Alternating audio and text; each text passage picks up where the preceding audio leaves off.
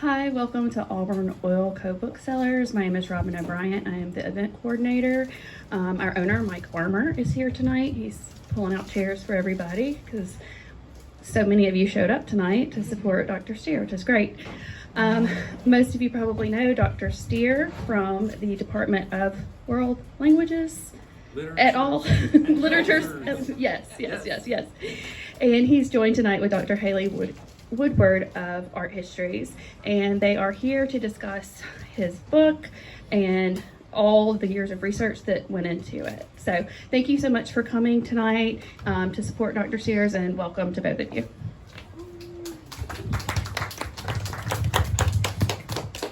Well, thank you, yes, for having us as well. Thank you, Mike Farmer, and thank you, Robin, for all your help in coordinating. And it's going to be a great conversation. At the last event, which was at Pebble Hill on March 25th, had the good fortune of meeting Dr. Woodward, and she and I had great conversations. And much to my amazement, she is a specialist in Nahua pictorials. So let's get going. So we're gonna give a little bit about ourselves because I mean, how does a person get into this amazing and fascinating subfield? Well, a little background on me. I have my PhD in Spanish, and I study the literature of the colonial period with an emphasis on indigenous textual production from Mesoamerica and also the Andes. I come originally from rural Colorado. I spent most of my life out in California. I had the good fortune to be able to study abroad at the UNAM, and that's the Universidad Nacional Autónoma de Mexico in Mexico City. And that is where I first learned about the Nahuas and all this amazing textual production that has come down over these last 5 centuries. And go forward here. Okay, great. Ooh. Hi, everybody. So I'm Dr. Hayley Woodward, and I was so pleased to for our paths to cross at the Pebble Hill event because, we have a ton. Dr. Stear and I have a lot of overlapping shared research interests. So I, like everyone here who's a student, went to a big football public school as an undergrad. That is now in the SEC. I won't say what it is, but I root for Auburn except for when we're going to play my school, and every 3 years, whatever that is. And as an undergrad, I knew I wanted to study art history. I grew up in a home with lots of big, beautiful art books and coffee table books, and also just being able to be around a lot of cultural institutions growing up. I just knew that was what I wanted to do. And then as an undergrad, I went to the big state school for the state I lived in, and I was sort of pleasantly surprised to just fall into the world of Mesoamerican art. And Mesoamerica is a region that is now Mexico and Guatemala and Belize before the Spanish arrived. And they at this, so I went to UT Austin, I went to Texas, and I'm like talking around this a little bit. And at that school, they have a really strong research interest in that area. So I had fabulous professors as an undergrad and really amazing collections too. And I got to go look at actual physical objects, which as an art historian is very, very important to your job. And I just fell into kept kind of falling down more and more rabbit holes, and discovered that I loved just learning about the Nahua and their pictorial traditions. And I went on to graduate school to study that at Tulane University. And I'm really, really just pleased to be here at Auburn now, where I get to share what I do, and not even just share what I do with my students, but really co-create knowledge with you all. I see us all as collaborators, much as the Nahua saw themselves with their fellow makers and such. So I'm just really pleased to be here. So I think now I'm gonna pass it back, and we're gonna each kind of give a little overview of some of our research interests. Yeah, so a good way to start is just to be sure that we cover what is the Nahua culture? Who are the Nahuas? At about 900 years ago, there was a massive migration of a large group of people that together they called the Chichimec groups. And they came from in the northwestern part of what is now Mexico. In their mythic past, they called that Aztlan. But it was a large migration to the central plateau of what is now Mexico. And there are a lot of subgroups when we talk about the Nahuas. Their language is Nahuac. So if you hear Nahuas, you're talking about the people. If you hear Nahua, it's an adjective. And then if you hear Nahuac, that is the language. Nahuac is the largest language in a group of languages called the Uto-Aztecan language group. There are a few language groups in the Americas for the indigenous languages, just like there's the Indo-European language group in Europe. And so the Uto-Aztecan language group has Nahuac. There are subgroups that we may have heard of Texcoco, Tacuba, the Mexica of Tenochtitlan, Cholula, Azcapotzalco. Those are some of the famous names you may have heard before. The Aztec name is a little more well known than the Mexica. The Mexica was a name that they used for themselves. Now you'll hear this little urban legend circulating, and I think Hayley might get a kick out of this too. The whole the navel of the moon, the belly button of the moon. People say that, but that's actually a false derivation of Mexica, because moon is mestli, not meshli. Like, so it's a completely different word. There was an elder a long time ago when they first arrived to what became Tenochtitlan, and his name was Meshkak. And so the name of the city and the name of the people is after this elder of the Mexica. So they gave the name later on to the entire country. And Nahuac is very important. It was the lingua franca all through the colonial period, and that didn't change until after independence. And so in order to travel or in order to do business in that part of the world, one needed some knowledge of Nahuac. And we get lots of words from Nahuac. Aguacac gave us avocado. Chocolat gave us chocolate, excuse me. Shitomac gave us tomato. So then the list goes on. Today there are all kinds of estimates. You hear estimates between 1.5 million to even 2.5 million Nahuatl speakers, and it stretches. There are Nahuatl speakers. The Pipil people live in El Salvador, and there are even diasporic communities in LA and San Diego. So it's a very big deal. And continues to inform not only Mexican national identity, but informs us in linguistic ways. So just to kind of talk about the main topic or main argument of Nahua Horizons, you may hear a lot this idea of indigenous erasure. That is, that the Spaniards came and erased indigenous culture.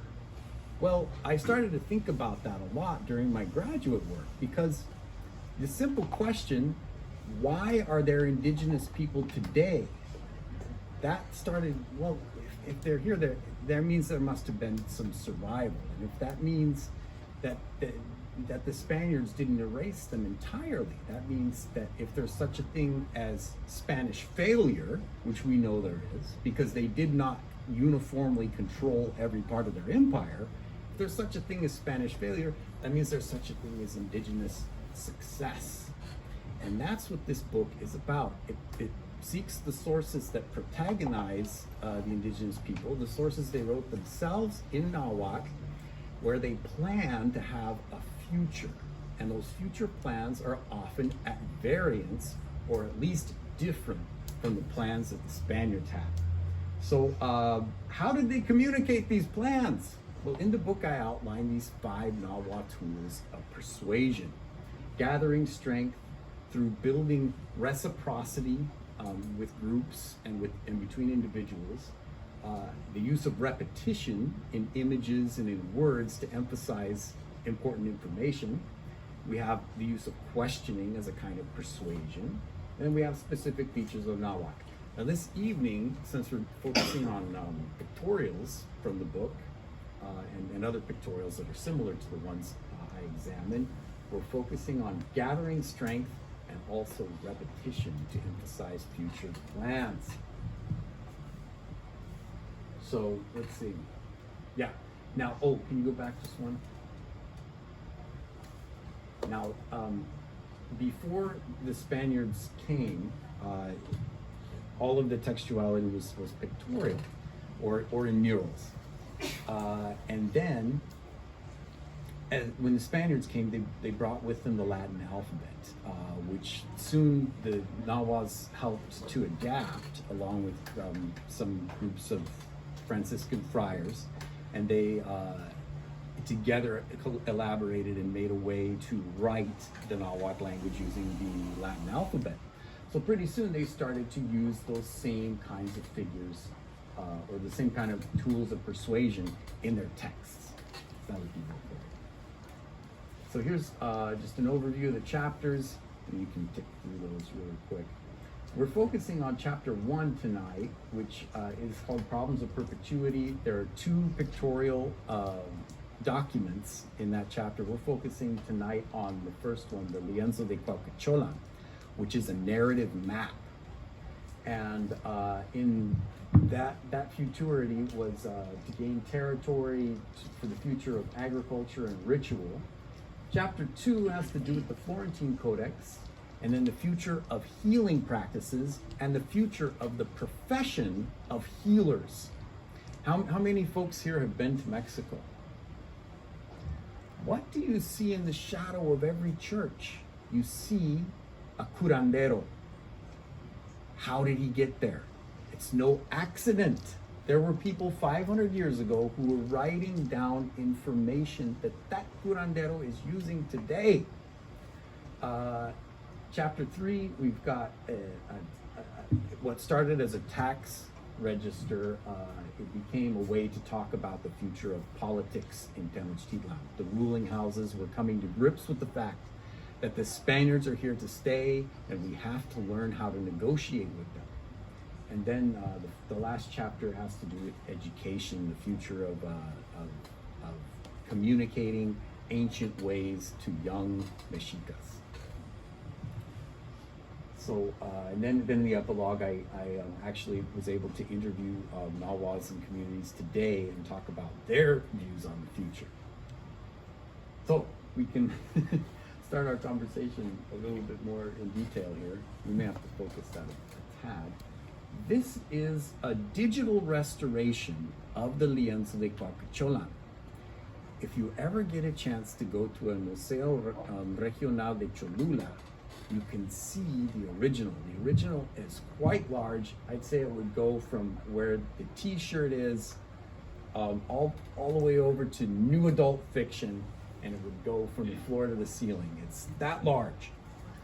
And what happened was, in 1527, we have the Alvarado, Jorge de Alvarado, came through this little town, and they made an alliance with them, saying, if you come and you help us conquer Guatemala, we will give you lands and will allow you to farm and stay there. And so Cuauhtémoc sent probably in excess of 5,000 warriors and their families to go to Guatemala to help the Spaniards conquer.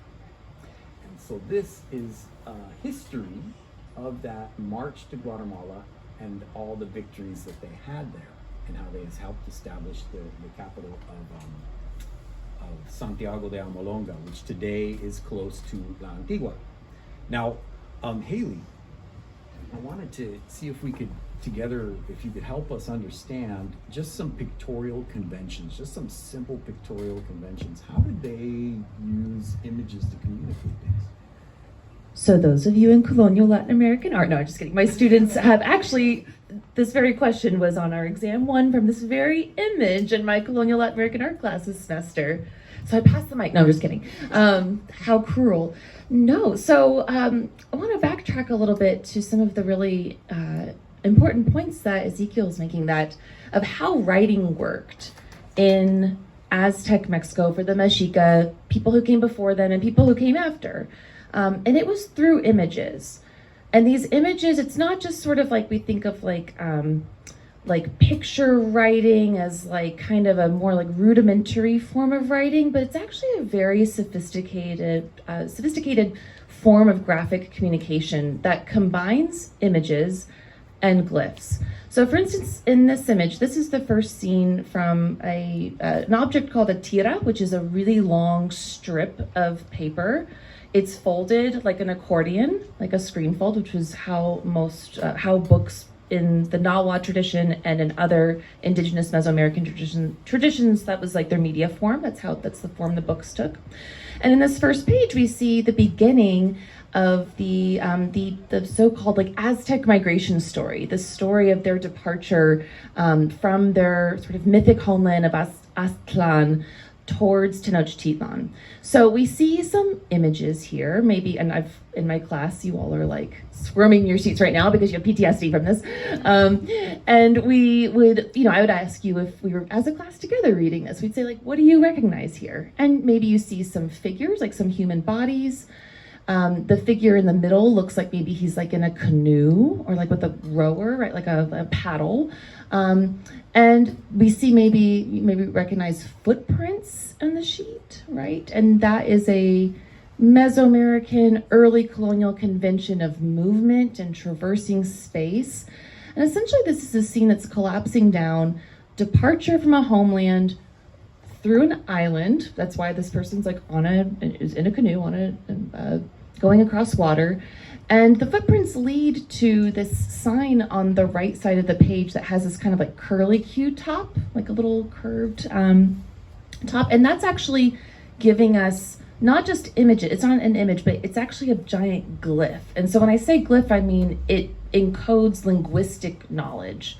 So it has a specific reading in Nahua, in the language of the Aztecs. And it's giving the first syllable col, which is curved. So it actually has a linguistic element. It's not just this is not a shape of a hill or a mountain or something that these people encountered on their journey. It's actually naming a specific place that if you understand Nahua and understand this visual graphic tradition of writing that they used, you could read it and translate it. What's the name of the place? I know, I'm like, it's Colteo. Colhuacan. Oh, it's like a earlier version. It's like a Colteo. It's not Teotihuacan and it's not Colhuacan, but it's like a you see this elsewhere, and actually we'll see it in the image of some of the things I study of a place called Colhuacan, which is a place in near Mexico City today that has the exact same glyph. In the mythic story, this is like a precursor kind of place, because in the middle of it we have the patron deity of the Aztecs, Huitzilopochtli, whose name essentially is coming from like hummingbird of the east, and you see there's a little face with a big gaping hummingbird mouth, and he has these little candy cane scrolls coming up out of his mouth, out of above him, and that's denoting speech. It's like a speech. It's saying that he's telling them something. This patron deity, he will ultimately guide the Aztecs through their mythic journey to land in the place they ultimately live. So the name, it's just giving me, it begins with Col, but in the text it's slightly different. And then you see footprints continuing on, and the story continues for, I don't know, this image also is about this, the actual object is probably as long as these bookshelves here, these 5 bookshelves you see here. So the story continues, and I believe it's also written on the back side of the sheets, if memory serves. So yeah, these images are embedding glyphic information, visual information. We can learn about the ethnicity of the figures by what they're wearing and how they wear their hair. There's also time here.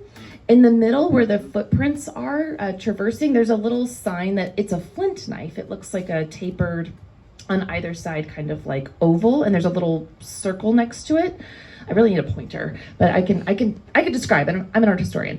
That's giving us a year. It's saying in this year, which their names for years had numbers and then certain types of objects. In this year 1 flint, the Aztecs left their mythic homeland and discussed their travels with their patron deity and continued on. Say Tecpac. Yes. Yep. And Nahua. Wonderful. Yeah. Okay. Well, then that was a wonderful explanation, and that's so amazing, and I really appreciate that about the curved hill glyph. And a question too, if you could explain to everyone, why do we have this large pyramid in the middle of the island and then 6 small buildings around it? Yeah. So what you see on the left side of this sheet where there's 2 figures, and it's a male and a female. We know by how they're sitting, how their hairstyles. Above them, there's this sign that looks like a stepped pyramid with I believe it's there's water spouting out of it, and then like a drill sign. And then on either surrounding it, there are 6 houses, and this is how how houses are depicted. They're kind of depicted in profile. They have this like overhanging roof. These are representative of the tribes or kind of like groups that went along, the founding groups that went along in the Aztec migration story that you see in later pages of this manuscript. You see them actually go from just like, this is just noting them as groups, as like their houses, but you actually see them embodied by people, and then they have their different ethnic group markers next to them as written as glyphs. So this is kind of like a shorthand for them. Exactly. Now, the amazing thing is that we're going to see a lot of these elements that Dr. Woodward has just described. We see them in the Lienzo de Cuauhtémoc, but in a bit of a different context. So as she mentioned, Huitzilopochtli is the patron deity of the Mexica, and their community, the main community, is called the Altepec, which means water hill, directly stated, sort of like a rough translation. So we see in that main pyramid, she pointed out that water is coming out of the top of it. And then you have these houses around it. Those are called kalpoli or kalpolti. And those are sort of like neighborhoods. They're or large kinship affiliations within the whole Altepec, right? This becomes important, as we'll see in the Lienzo de Cuauhtémoc. So, in my book, all of this is aimed towards the future. That tira that we just looked at is called La Tira de la Peregrinación, and it has another name, the Codice Botorini. In that one, their futurity that they're imagining is eventually to found their capital in Tenochtitlan. But here we have a different futurity, which is to be able to settle in Guatemala and to extend the economic influence of the city of Cuauhtémoc. Nowadays, it's a small town, and I was able to go there in person and see it. It's called Huaquechula. There must be maybe 2,000 people there. It's a pretty small town. But in the time when the Spaniards first arrived, in the town and its surroundings, there were probably about 100,000 people. So it was no small deal, and they were very involved with trade between central Mexico and what is now Guatemala. They were already trading there. They knew about the riches of Central America. They themselves were very interested in eventually settling there. That's what they had always intended. And so when the Spaniards came, they had an opportunity to do something that they were presumably always attracted to. Now, in the middle here, we have this incredible glyph, and I'm hoping Dr. Woodward can shed some light on this too, but it gives the name of the town, Cuauhtémoc. Cuautli is eagle, and the quechol is another kind of bird of prey, and they're fused together. And curiously, the way they look resembles the Habsburg crest. It's no accident, really, because they understood that they were forming an alliance with representatives of the Habsburgs. So this shows this shows great astuteness on their part, that they were able to understand this legal system and how they were tapping into it by using this symbol that represented their town, but also represented the heraldry of the Habsburgs. And in the middle here, this is the digital restoration that they've done at the Universidad Francisco Marroquín. So to be able to reconstruct the middle, that has been a bit of a challenge. There was a scholar about 100 years ago, Francisco de Paso y Troncoso from Mexico. And at that time, 100 years ago, the lienzo was in better shape. So we have a detailed description that he gave to us from that time. At that time, there was still gold leaf hanging from the eagle, which means at one time the eagle was entirely covered with gold leaf. They took this document very seriously.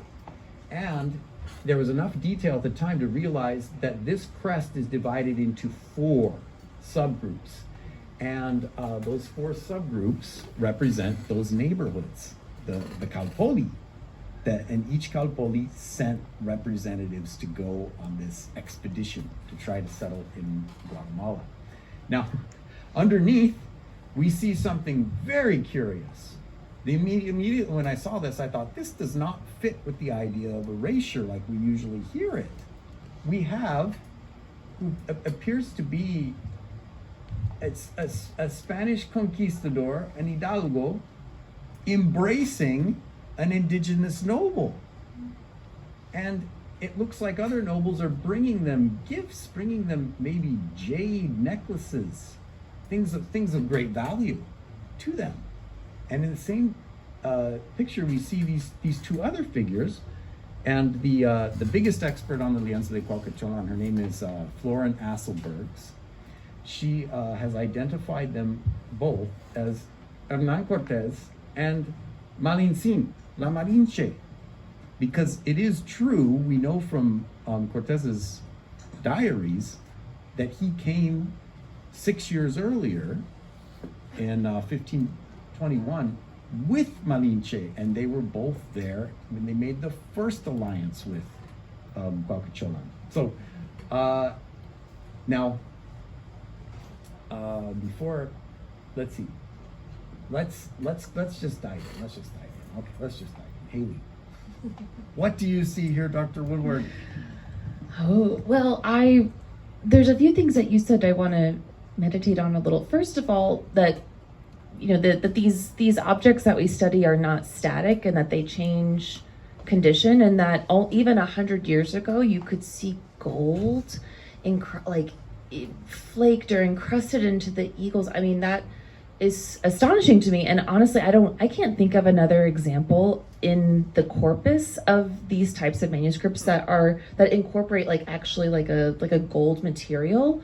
And gold has its own symbolism, deep symbolism in the Aztec world, and certainly that would have been carrying over in the early years of coloniality when this was created. I know we have some other manuscripts too, where not manuscripts but screen folds, like I was telling you, the accordion books, where the covers there would have jade mosaics or feathers, and I'm sure that there were some that would have had some gold pieces too. So I think this is a really interesting again, kind of survivance of indigenous notions of value. Of course, the Europeans loved gold, everyone loves gold, right? But this is certainly something that existed with its own kind of take on that medium, that particular type of material that the Aztecs had.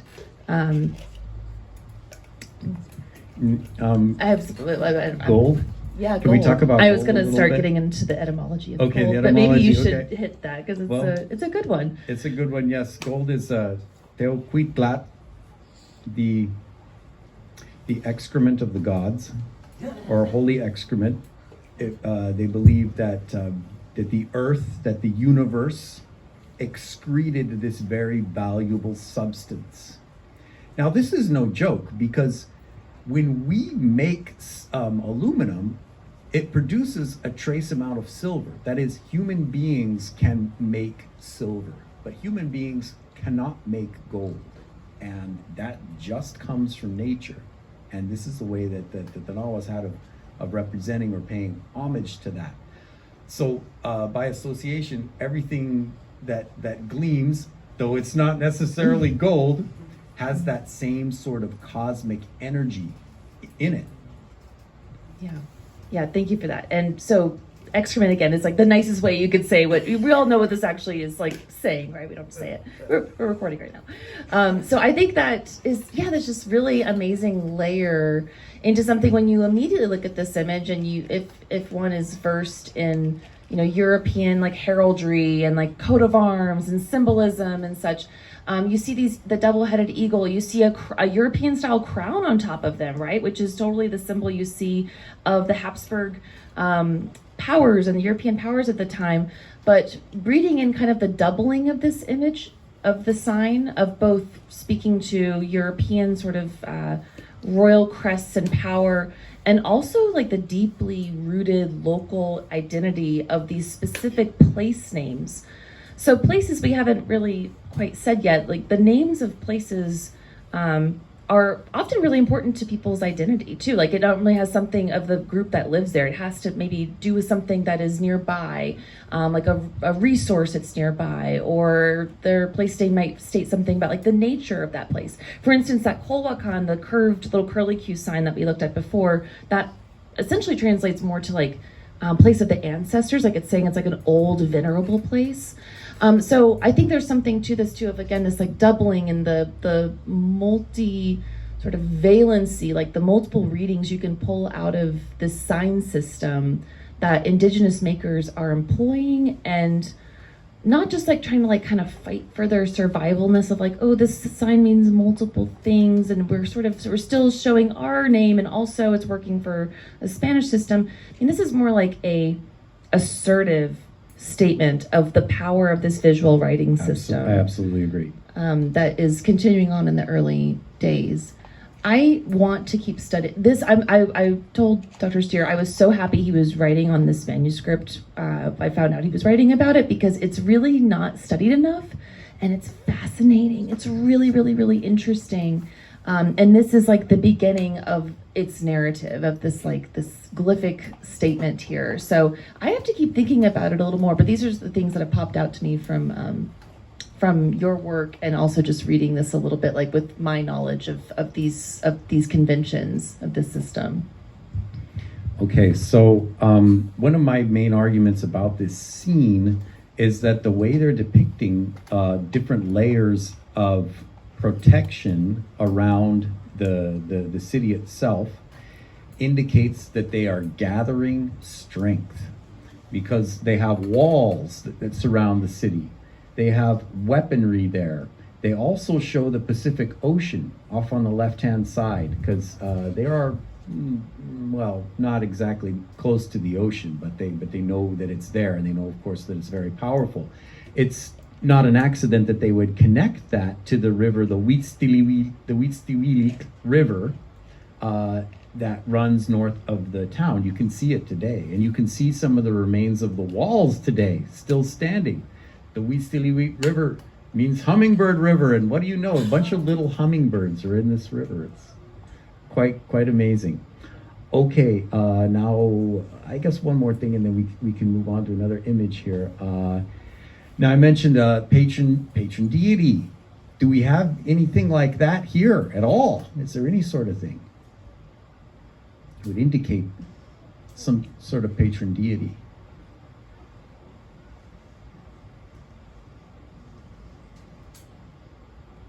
Maybe we'll come back, but for now we should notice that we have held aloft. This is called the Cross of Santiago, that is held aloft. Now, I argue in my book that we know that there was no proselytization, there was no evangelization at that time on that expedition. There's no record of it. As a matter of fact, from the Spaniards themselves, from the Alvarados, we know that there was no clergy on that expedition. However, we have several images in this lienzo where indigenous warriors are carrying this standard aloft into battle, which, well, I argue that they're treating it as a deity. They don't understand, or they haven't heard of any, they haven't heard anything about the creed. In the book, I say cross preceded the creed, because that's kind of what they have going on here. Okay, let's go forward. So, departing the town, we have these warriors, and you can match up. It's kind of difficult to do this, but that scholar that I mentioned from 100 years ago, Francisco de Paso y Troncoso, he noted similarities between the headdress or the back racks, and then some of the images and symbols that you can still see on the crest in the middle of the town. So these are representatives of the Calpoli. Now I have a question for Dr. Woodward to make sure that I'm on the right track here. Was it really just about 6 or 7 warriors?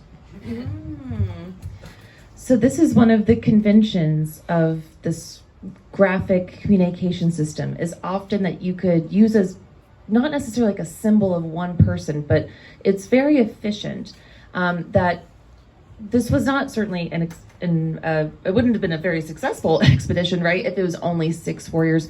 But they use sort of collapsing down and essentializing and reducing of humans, of their forces, all that goes into undertaking a military expedition, to sort of condense down, to be very efficient, these big ideas of a whole, group of people traveling across space. This is something we see across the entire corpus of these screen folds and these lienzos and tiras, is a real kind of engagement with being able to sort of abbreviate information. And we know from other sources that people would have, knowledgeable readers of these manuscripts would have been able to look at this and not read it literally and orate 6 people went to Guatemala in this year. But they would read this and understand that this was actually more a statement of just a sort of abbreviated statement of military movement and ultimately conquest, and they would read it and embellish it and add their own kind of flair, and depending on the context that someone was reading it in. So when we see these images, we can't read them literally, but again, as a part of this graphic communication system that was really kind of powerful in the ways that it collapsed down much more sort of extensive bits of information into something that could be smaller and digestible, and just take up one small part of this whole lienzo. I mean, this is a tiny little snippet of this huge canvas composition. There's so much information in it. I also really want quickly, I don't want to step on your toes, but I want to point out I told you before, footprints are movement. And look on the road here, we see footprints and we see hoof prints. We see horses moving, so cute. So we see this in some of these colonial manuscripts too, where there's this continuation of the indigenous signs for movement, for journeying, etc. But they're adding in the Spanish flair, because there were no horses before the Spanish came in this area of the Americas. So they're continuing on with their conventions, but they're kind of winking at us that they know that this is a colonial context, and that horses were there, but they didn't have an issue just collapsing down that sign system of a hoof print to show that type of movement. I just love that. I love that. And from that, which I did not write about, but it is definitely true, they imagined a future in which they are working with the horses to bring their goal about. Right? I love centering the horses. This is great. It's great. It's great. Okay, and we see other Altepeme, we see other communities with their glyph names too, right, as they're traveling along, so we can keep moving ahead. Okay, now here is where we're going to start to get probably a little more collaborative in the conversation. This part is about right when they're crossing into Guatemala. It's near the town of Suconosco, which is in Chiapas, and they're about to cross over into a forest of ceiba trees. And it's here where I started to note, as I was researching and reading about this and looking at it intently myself, that there's a lot of repetition of motifs that were already in the Alliance scene. I noticed the arrow that's going through the tree. It has the same color feathers as some of the feathers that appeared in the Alliance scene. I notice we have the same Spaniard here as it was in the Alliance scene. There are even small strips of paper that they added afterwards where they wrote people's names on those. Those have fallen off and degraded a lot. But even when I was able to see it, there's enough of it left to tell that that is a J and not a P. It has to be Jorge de Alvarado and not Pedro de Alvarado. So if that's Pedro, Pedro was also in the first scene, which means that they're repeating these motifs, like they're reiterating, we are gathering strength once again before we enter into Guatemala. And we have these two rivers, which of course reminds us of the multiple waters that wrapped the town in the first scene. Do you see anything else there, Dr. Woodward? I not off the top of the old dome, but I do love this image, and I love that we see also European, again speaking to my footprints and hoofprints. We see a Spaniard sitting in a very European style chair, which is a seat of authority. And this is another one of these, not necessarily substitution, but just like an sort of easy adaptation that this graphic communication system took to accommodate European sort of like aspects of their identity. We know that rulers would be marked, indigenous rulers from the Aztecs or other ethnic groups would typically be marked by having a specific type of throne, their own specific type of seat. And we see this now, a European style. It's actually kind of like a little folding chair, like kind of like what we're sitting in right now, with a little back that was like movable, like if you're going out to like the park on a Saturday. This was a European style convention that, again, just easily sort of like folded into this indigenous graphic communication system. That certainly resonates with what I've read, and it's interesting to me to note that the way Cuauhtémoc represents itself is very collaborative with the Spaniards, because they're both indicating with their hands, we're about to enter into Guatemala. But of course, the role of the Cuauhtémoc, their role is key, because the Spaniards aren't going to do this alone. They don't know where they're going. They don't have the geographic knowledge of this. And it seems to me that that Cuauhtémoc brings that to our attention. And they also bring to our attention the fact that they're using Spanish authority to gain ground, which is something that they've wanted to do for a while. So this next one I put in, I thought maybe you could compare some of this narrative maps with some of the work that you do. Yeah, so this is an image of a different mapping project. This is one of these images I got to see as an undergrad when I went to UT Austin, that they have not an image, but the actual physical object in their Latin American library collection, which is one of the best in the world. And this is also a narrative map, like the Lienzo de Cuauhtémoc, but it is a map that is organizing the world in kind of a more local way. So this is a map of a community. It's called Teozacoalco. It's in Oaxaca, so more South Mexico. This image is sort of coming through, sort of not, but we can take some big things from this. Most prominently, you see that on the right side of the sheet, there is this sort of circular globe that looks like this. It looks like a globe we think of today, of like how the world is organized. And that's how communities saw the world in indigenous Mesoamerica and in early colonial Mexico. This was made about 60 years after the conquest. So, a number of decades, like a number of generations have been born since the conquest, and this map is still preserving many of the indigenous aspects of writing and visualizing the world.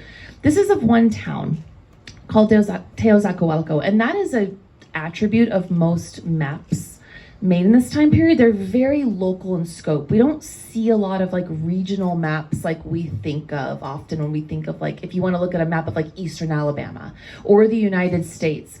Indigenous map making was like, I call it communicentric. It was stubbornly local. They really only cared about what was in front of them, which is interesting in comparison with the Cuauhtémoc, which is really about this whole journey through space.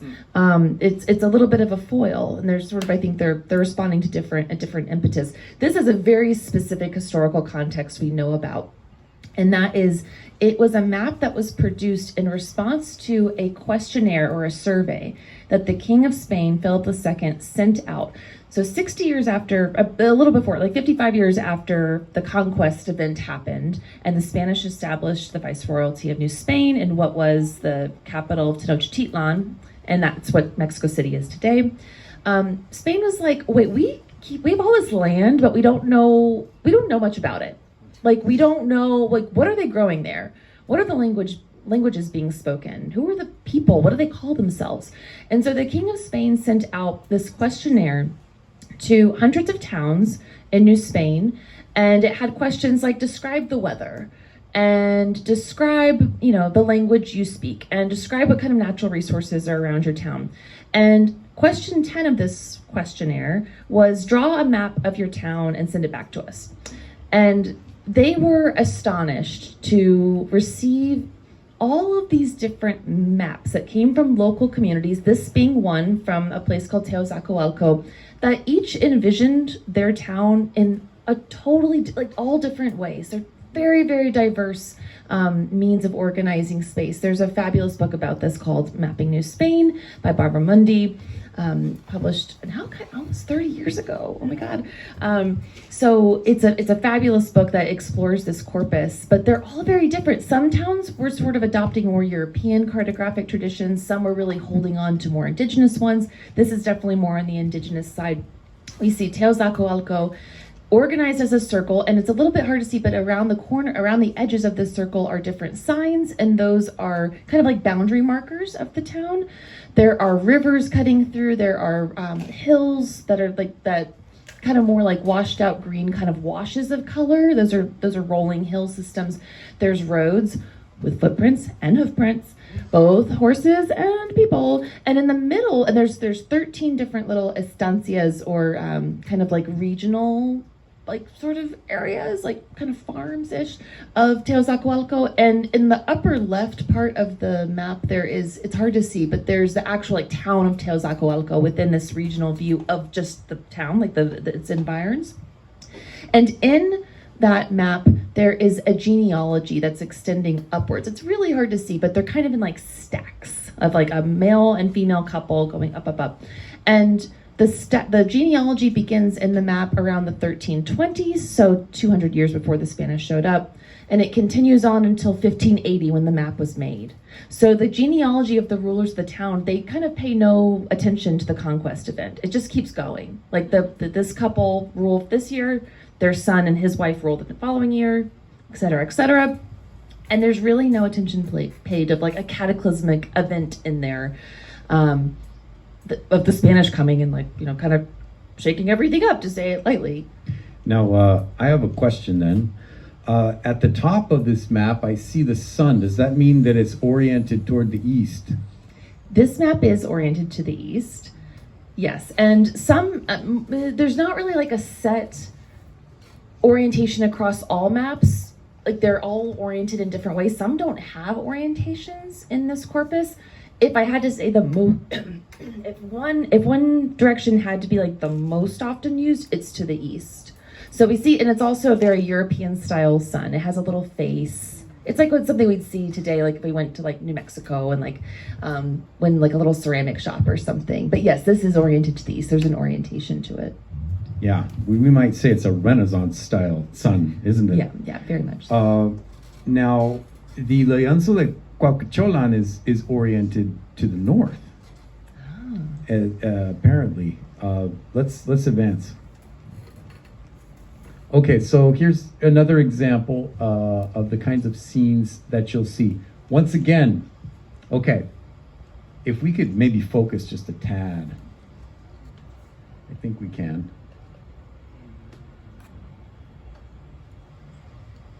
Okay, so you'll note right here, yeah, you can see an indigenous warrior with a back rack holding a sword, holding a Spanish steel sword, and holding the cross of Santiago. So there are several attestations of this in this lienzo, which makes me think that they were treating it as a tutelary deity. This is the town of Chimaltenango in Guatemala. Chimal is shield, and the Tenango is the wall. And Jorge de Alvarado is attacking it directly. So this shows that he and his forces are about to take Chimaltenango. South of Chimaltenango is this ball court, which shows that there was a royal city here, since only royal households had the ball court.